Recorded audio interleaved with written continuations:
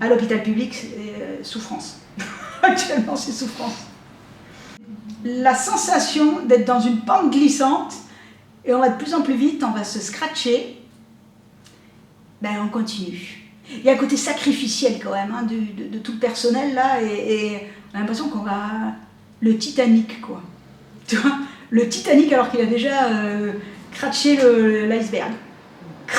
Voilà, on y est là.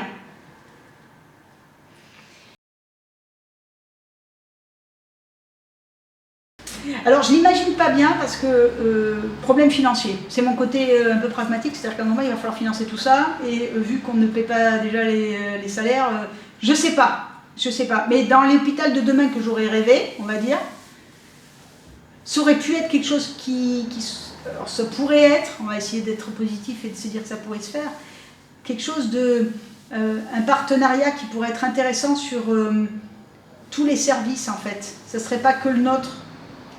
Alors le nôtre, oui, parce qu'on touche à de l'émotion, mais pourquoi on ne pourrait pas faire la même chose avec, enfin, être vivant même quand on est en service un service lambda, quoi, un service de gériatrie, un service de gastro-hépato, un service de cardiologie.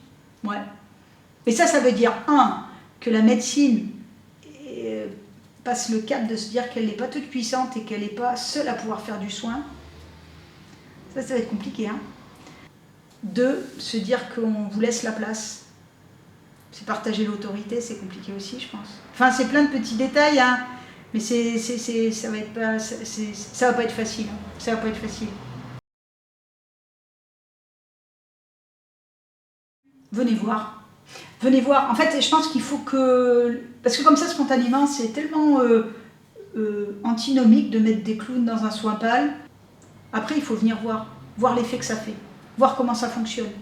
Et puis surtout, ça va au-delà, c'est voir le professionnalisme des minettes, quoi. Vous prenez le patient malade en pleine gueule, vous vous faites virer des chambres des fois, ça se passe mal, ça. Mais il y a un truc que vous faites, à chaque fois, vous faites une relecture. Ce que ne font pas les soignants. J'ai presque envie de dire, vous êtes plus pro que les soignants sur ça.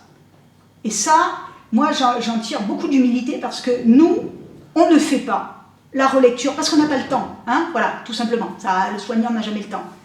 Moyennant, il n'est pas professionnel, c'est-à-dire que jamais on a pris le temps de relire. Alors, encore dans notre service, on est privilégié. Je prends 1 heure par semaine sur, voilà, pour faire des relectures sur un cas clinique, mais c'est tout. C'est pas à chaque fois. Et quand moi je leur dis aux filles, les clowns, ils vont se taper 2 heures de relecture, là. Ah ouais, voilà ce que c'est. Donc à un moment... peut-être qu'il faudrait que les gens réalisent que c'est pas juste des clowns du cirque Pinder qui viennent faire 3 cabrioles et jouer avec des put, voilà. Ça n'a rien à voir, ça n'a rien à voir. C'est entre le psychologue, parce que il va l'écouter, c'est entre le musicien, parce qu'il va faire de l'art et de la musique et tout ça, c'est entre l'aide-soignante, parce qu'il va avoir du toucher un peu, ça va être un peu l'infirmière parce que l'air de rien il va faire du soin, même si ça lui passe au-dessus mais il va le faire quand même.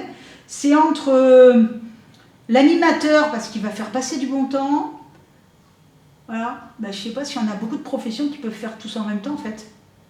C'est un couteau suisse peut-être le clown en fait. Hein. Donner de l'argent pour la vie, ça c'est pas mal comme truc quoi. Enfin, moi je trouve que c'est beau ça. Vous avez l'impression que je vous ai donné du temps, mais peut-être que je me suis fait du bien aussi quoi. Donc je sais pas qui dit merci à qui quoi.